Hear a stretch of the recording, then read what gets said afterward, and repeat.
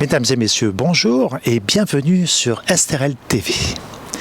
Les années folles, la belle époque du début du XXe siècle où insouciance et frivolité se mêlaient aux arts. Personnalités françaises et britanniques ont fait de Val-Escure la station hivernale en vogue et ayant construit de nombreuses villas. Olivier Roland, bonjour, vous êtes président cofondateur avec Régis Guiol, bonjour, de l'association des habitants du cœur historique de Val-Escure à Saint-Raphaël. Tout d'abord, merci de nous recevoir ici dans cette magnifique villa chanterelle. Quels sont les buts de votre association ? Alors, nous avons créé cette association dans un premier temps pour essayer de régler les petits problèmes locaux que nous, les habitants du cœur historique de Val-Escure, nous pouvions rencontrer dans notre vie quotidienne. Puis, voyant les problèmes à résoudre, on s'est aussi rendu compte qu'il y avait un environnement architectural et paysager qui commençait à risquer d'être abîmé par des destructions et des constructions. Donc notre but a été, dans un premier temps, de s'occuper du confort de nos adhérents, les habitants, et ensuite de nous préoccuper des villas Belle Époque, telles qu'elles sont appelées maintenant, et qui nous plaisent énormément et qu'on veut préserver. Premièrement, quand on a parlé du confort, il s'agissait déjà que les fibres optiques, essayer de supprimer tous les poteaux, l'environnement, les jardins, garder ces jardins. Mais ce qui nous a le plus inquiété, c'est quand on a vu quelques villas qui commençaient à être détruites pour être remplacées par des bâtiments, même s'ils sont limités en hauteur, ne correspondent plus à l'esprit du quartier. Je suis rentré au conseil de quartier de Val-Escure afin de porter les actions de notre association et ainsi défendre l'environnement et les constructions du cœur historique de Val-Escure. Vous êtes à l'origine d'un circuit de balade, deux parcours, un de 30 minutes, un autre d'une heure 30, à la découverte des belles demeures. Expliquez-nous un petit peu. Oui, alors, je suis un passionné de patrimoine et quand je me promène dans les différentes villes françaises ou étrangères, j'avais noté que on notait sur les propriétés, sur les murs, dans les rues, sur les hôtels particuliers, des panneaux sur lesquels était notée l'histoire en raccourci et que ça incitait les gens à se promener et surtout, moi, ça m'a donné l'idée aussi que ça aidait à sauvegarder.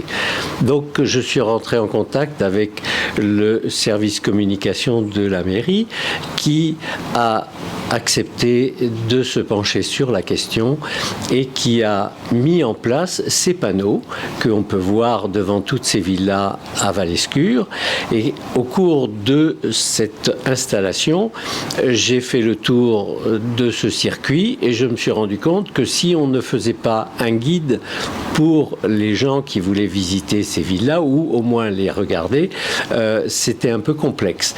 Donc j'ai proposé à l'Office de tourisme un document qui permettait de pouvoir donner aux touristes de passage ou aux Raphaélois la possibilité de suivre un circuit et de pouvoir s'informer facilement de ce qui était les villas Belle Époque à Val-Escure.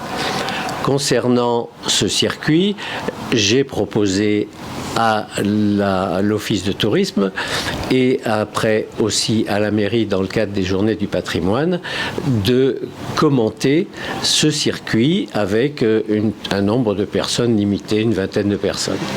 Donc voilà comment est venue la sauvegarde première des villas. C'était un premier pas pour arriver à autre chose qui sera, on l'espère, une protection beaucoup plus importante grâce à une modification de PLU ou grâce à la mise en place d'un SPR dans le cadre de la ville de Saint-Raphaël et d'urbanisme. Alors revenons à l'origine du quartier. Il fut tout d'abord fréquenté par des médecins français qui étaient attirés par le climat et par l'air pur. Et ils ont attiré également des artistes, des personnalités parisiennes. Il s'agissait d'écrivains, de compositeurs, de peintres. Paul Verlaine, Edmond Rostand, Georges Courteline, Alphonse Daudet, Alphonse Karr, Charles Gounod, Frédéric Mistral, j'en oublie. Ça démarre dans les années 80, 1880 ? Alors, tout a démarré à partir de l'arrivée du train à Saint-Raphaël. Il faut savoir qu'avant, il fallait quand même 10 jours pour venir de Paris à Saint-Raphaël. 170 heures à peu près, hein, dans des conditions pas très agréables. Napoléon Bonaparte en a fait l'expérience. Hein. Et donc, quand le train est arrivé à Saint-Raphaël, il ne fallait plus que 10 heures pour venir de Paris. Donc, ça a été d'abord Alphonse Karr qui est venu ici, pas en villégiature, mais juste parce qu'il avait un frère qui faisait des recherches dans l'Estérel. Et donc, il a trouvé le lieu merveilleux. Il s'est installé.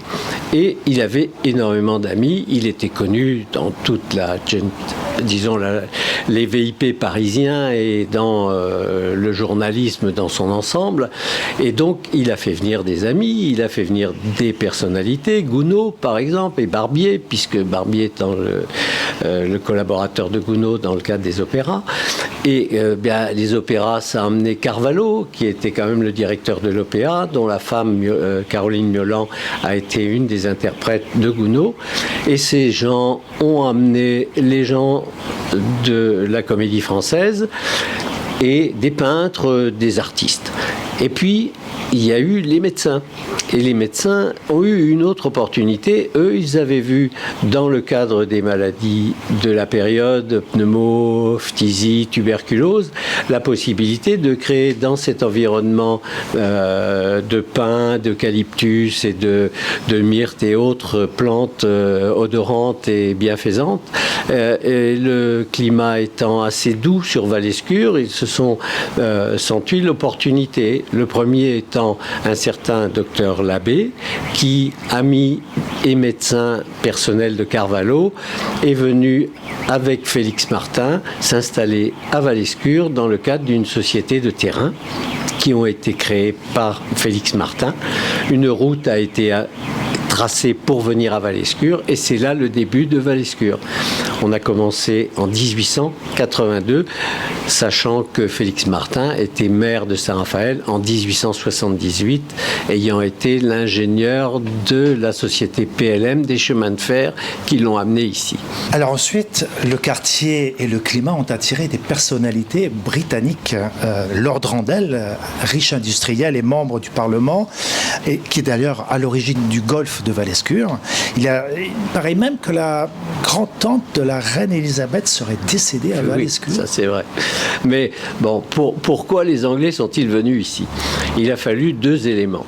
Le premier élément, ça a été d'abord qu'un certain Lord Randall, mais surtout Gladstone, qui était le Premier ministre de la reine Victoria et qui était grand ami de Lord Randall, viennent en villégiature dans la Villa Magali, qui est juste à côté, et puissent passer pendant quelques semaines, voire quelques mois, des moments qui sont restés inoubliables et lui ont fait parler de Val-Escure et de Saint-Raphaël en Angleterre.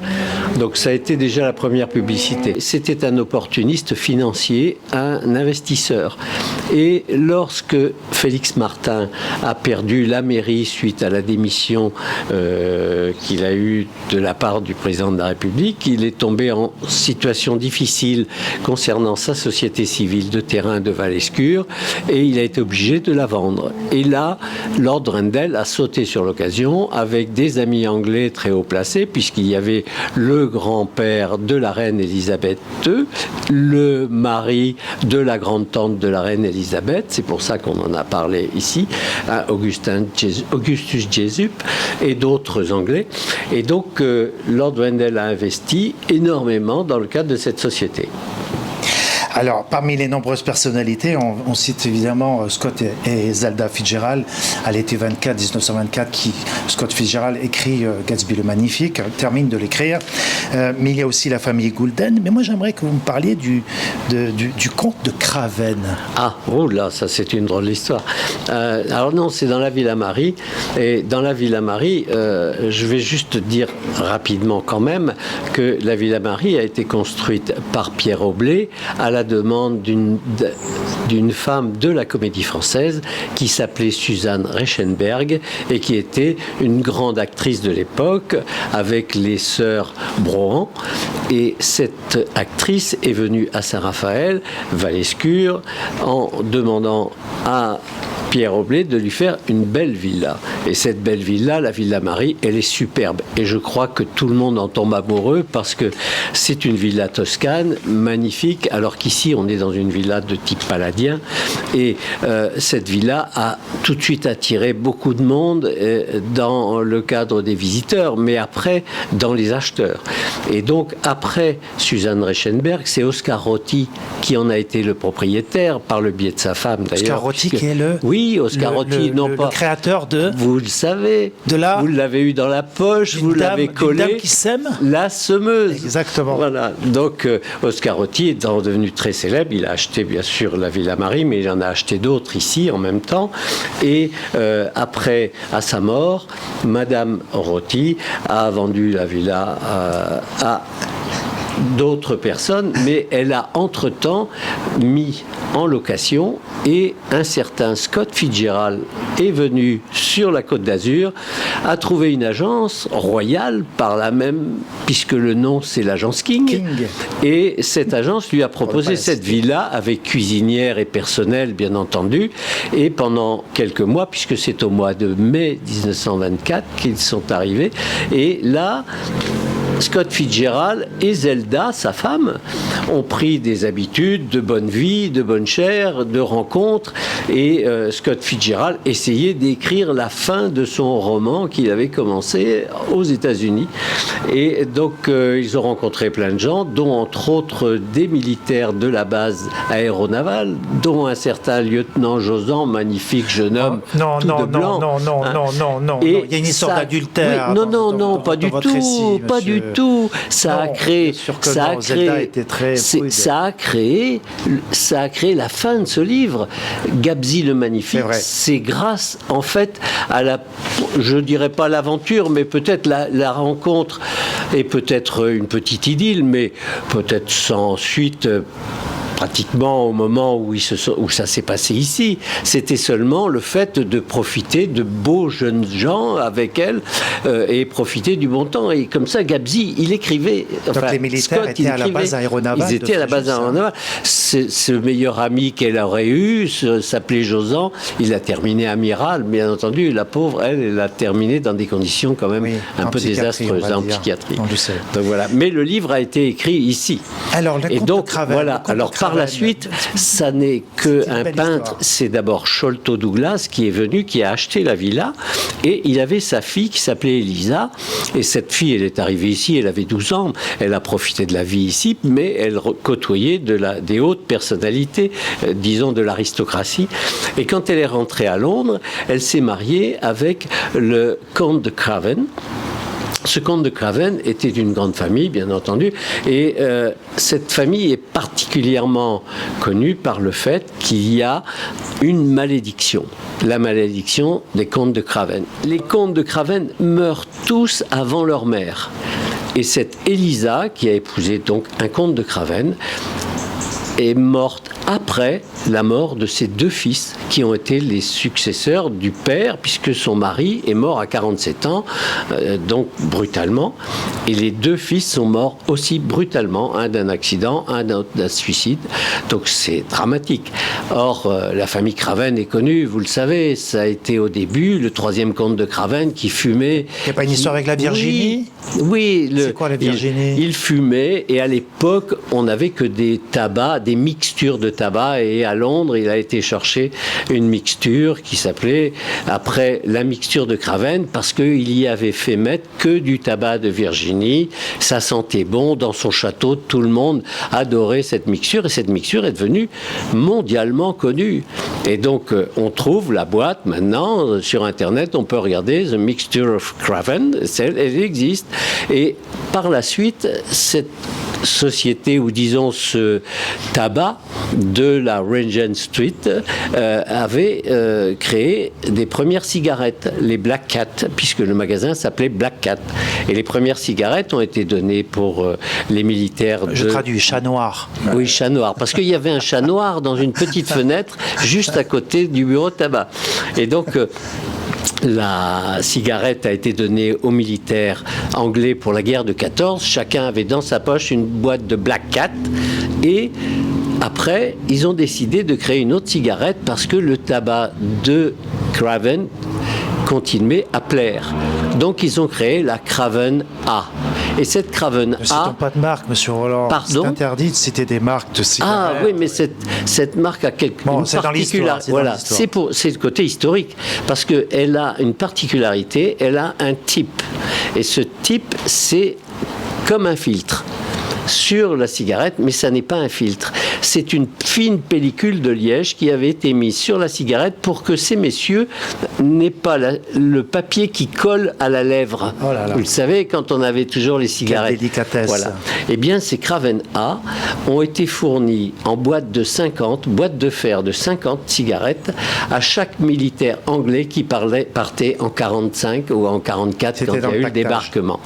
Et une particularité, le général de Gaulle a été obligé de se mettre au Craven A parce qu'il ne trouvait pas de Gauloises à Londres. On ne va pas citer toutes les villas, mais on en dénombre à peu près une vingtaine à Valescure. La villa Le Maquis, Andréa, les Grillons, la Moinaudière, la Demeure, les Messugues, les Cigales, la Lézardière, les Genévriers, Saint-Dominique, Sainte-Anne, Belle Respiro, Sainte-Baume, Clairbois, j'en perds mon souffle, le Suveret, le Sphinx, la Bastille, la Chêneraie, l'Île Verte, les Agaves, l'Hôtel des Anglais et la Villa Magali et la Villa Chantraine où nous nous trouvons aujourd'hui. Monsieur Guiol, parlez-nous un peu de la Villa Chantraine. Alors la Villa Chantraine est une des premières villas de Valescure. Elle était demandée par le médecin dont on a parlé tout à l'heure, qui était Léon Labbé. C'était un chirurgien parisien, mais un chirurgien très connu. Et il est resté dans l'histoire sur deux points. D'abord, parce qu'on l'appelait le chirurgien à la fourchette. Pourquoi ? Parce que c'est le premier chirurgien qui est arrivé à extraire une fourchette qui était malencontreusement avalée par quelqu'un dans l'estomac. Et l'estomac, ça s'opère pas facilement. Voilà. Et il a trouvé une solution. Le deuxième, il a été aussi connu par la suite parce que c'est lui qui a imposé les vaccins aux militaires. Et c'est d'actualité, on dirait, actuellement. Hein. Voilà.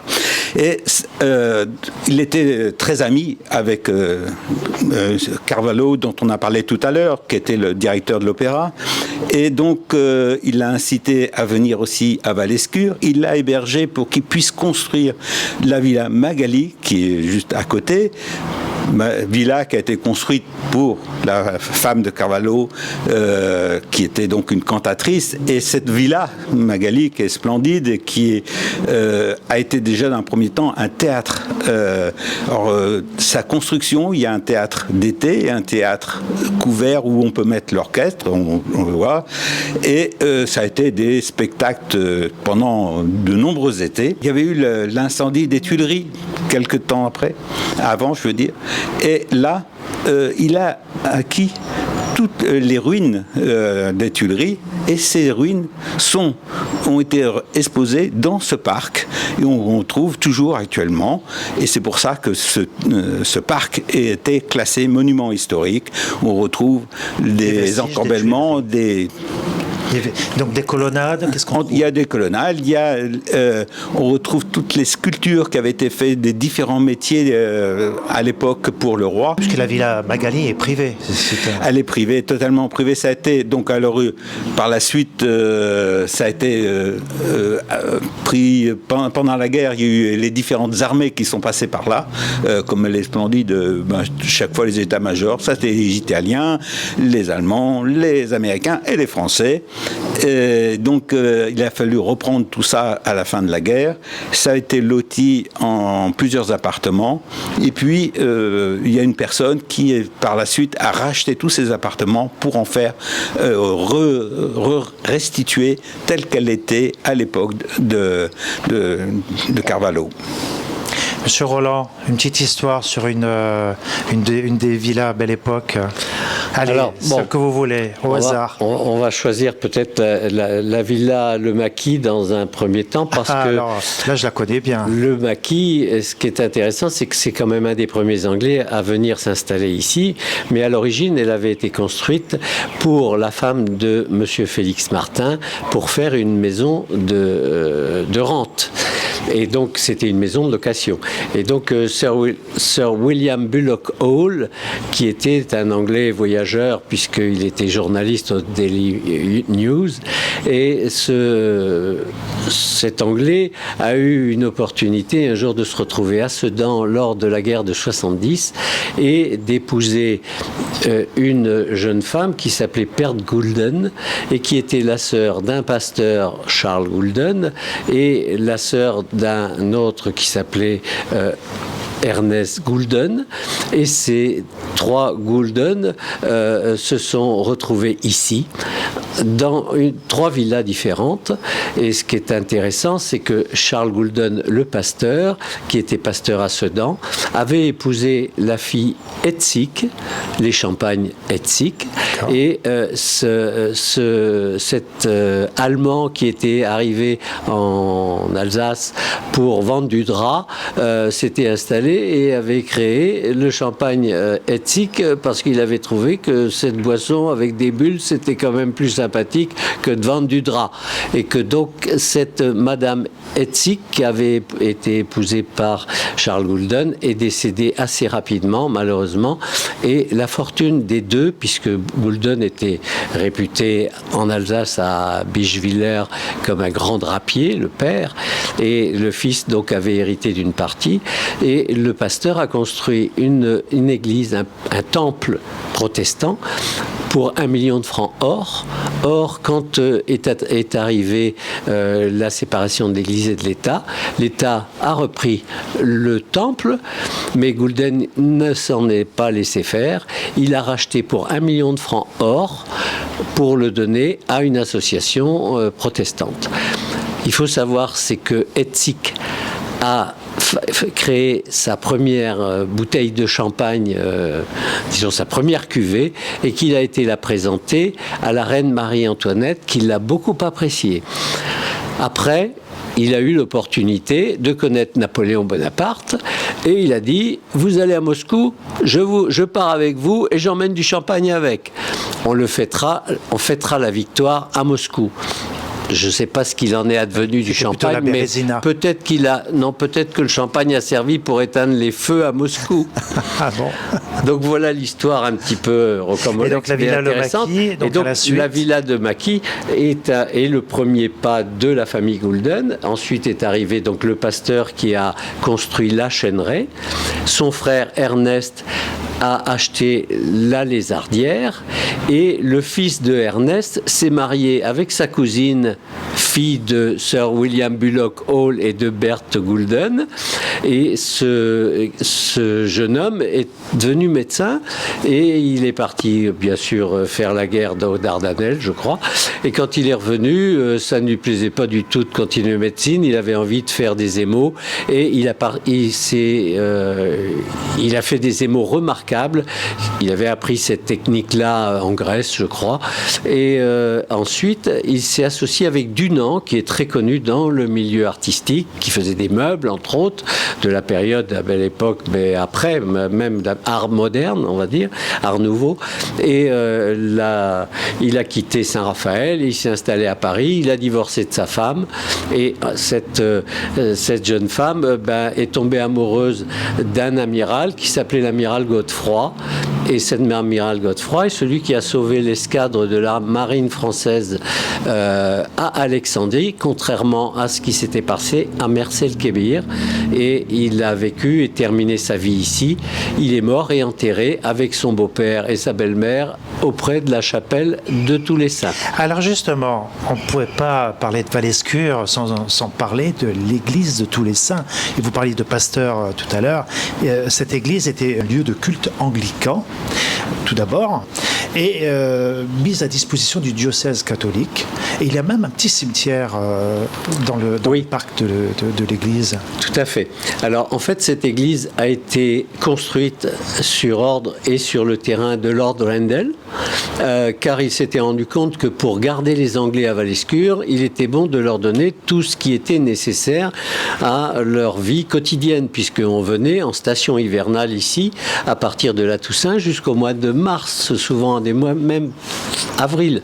Et donc, quand Lord Rendell a construit cette église en 1900, elle a été construite par un architecte Sergent, qui était un architecte français de Saint-Raphaël, mais qui s'est marié avec une Anglaise, la nièce de Sidney Benthall, qui avait été le premier Anglais à s'installer ici, avec Sir William Bullock Hall.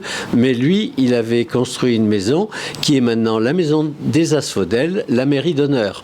Et donc, l'église de Tous les Saints a été construite en 1900 et inaugurée en 1900. Et Lord Rendell avait demandé à ce que cette église qui était privée et qui dépendait du diocèse de Gibraltar soit une église où il y ait un petit cimetière et que ce cimetière soit réservé à quelques personnalités s'occupant du culte anglican à Valescure. Donc on y retrouve 9 personnes.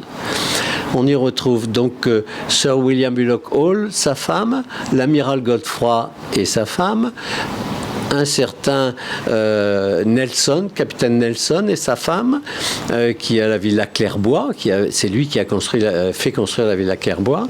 Ensuite, on y retrouve Donald Gurray et son épouse. Et ensuite, on a Rose Helen Rendell, qui est une des filles et qui a été l'héritière de Lord Rendell et qui est enterrée aussi ici. Je vous précise que la grande-tante de la reine Elisabeth est décédée aussi ici, mais n'a pas été enterrée puisque son corps a été ramené à Londres. Donc elle est morte dans la villa Saint-Dominique, juste après que son mari, Augustus Jesup, ait pris en location pour 10 ans la location de la villa Saint-Dominique. C'est assez extraordinaire et un peu peinant. Olivier Roland, vous êtes pharmacien, vous étiez pharmacien, vous êtes pharmacien à la retraite. Parlez-nous un peu d'Angelo Mariani, inventeur d'un fameux vin. Oui. Et inspirateur du Coca-Cola. Ah oui, oui, on peut le dire. Ce qui est intéressant, c'est qu'Angelo Mariani, ce pharmacien corse de Pero Casavec, est venu à Paris et après, à la mort de son père, qui était pharmacien aussi à Bastia. Et ce pharmacien, ce jeune étudiant en pharmacie, parce qu'il n'était pas encore pharmacien, et il s'est installé, il est venu dans une pharmacie près de Saint-Germain-des-Prés, et il était très intéressé par tout ce qui était les vins toniques, parce que son père était un grand spécialiste en Corse des vins toniques, macérats, infusions et autres. Et donc, dans la pharmacie où il s'est trouvé, on l'a mis responsable des vins toniques. Il a rencontré un certain docteur Fauvet, qui était un spécialiste otorino et qui s'occupait entre autres des acteurs, des chanteurs, au niveau de la comédie française, de l'opéra et autres. Et il a été voir Angelo Mariani parce qu'il avait entendu dire que les infusions de feuilles de coca avaient de grands pouvoirs calmants dans le cadre des problèmes d'aphrodie, d'inflammation des cordes vocales. Et donc Angelo Mariani s'est penché très sérieusement sur la question parce qu'il en avait déjà entendu parler, et donc il a créé des vins toniques dans cette pharmacie. Et un jour, il est arrivé que, ayant un grand succès dans la vente de ses vins, il a pris la décision de quitter la pharmacie où il était et de s'installer à son compte et de créer même une usine, puisqu'il a créé une usine à Neuilly. Il faut quand même savoir, c'est que le vin tonique à la coca de Mariani s'est vendu jusqu'à 12 millions de bouteilles par an. Il était connu dans le monde entier. Il a créé un système publicitaire incroyable. Il donnait des bouteilles à toutes les personnalités qu'il pouvait rencontrer ou dont il avait entendu parler. C'est une technique qui est toujours d'actualité. On donne sur les plages du golfe de bien sûr. Enfin, une bouteille de vin tonique Mariani, attention, c'était quelque chose. Et donc, du coup, il demandait aux gens, monsieur le ministre, monsieur le président, au pape, à l'empereur, à n'importe qui, à qui il avait donné, il dit, envoyez-moi un petit mot, une photo ou un cliché de vous, et je vous ferai paraître dans mon album. Il avait créé 14 albums qui sont devenus le Who's Who. Tout le monde voulait être dans l'album de Mariani. Donc, c'est ce qui a fait qu'il est devenu célèbre dans le monde entier. Et un jour, le président des États-Unis, Grant, ayant un cancer de la gorge en phase terminale, demandait à ses médecins de lui laisser encore 6 mois à vivre pour qu'il finisse ses mémoires, de manière à ce que sa famille soit à l'abri et puisse profiter des revenus de ses mémoires. Et tous les médecins étaient à bout et ne savaient plus quoi lui donner. Lui disaient, vous savez, on n'y arrivera jamais. Il a dit, mais j'ai entendu parler d'un certain monsieur Angelo Mariani, il faut le faire venir à Washington. Oh, j'aime bien votre accent. Merci. Et j'essaye de m'intégrer. Et donc, il a fait venir Angelo Mariani, qui lui a conseillé, prescrit, si on peut dire, ou avec les médecins, organiser un traitement qui a permis au président Grant de vivre encore 6 mois et de finir ses mémoires.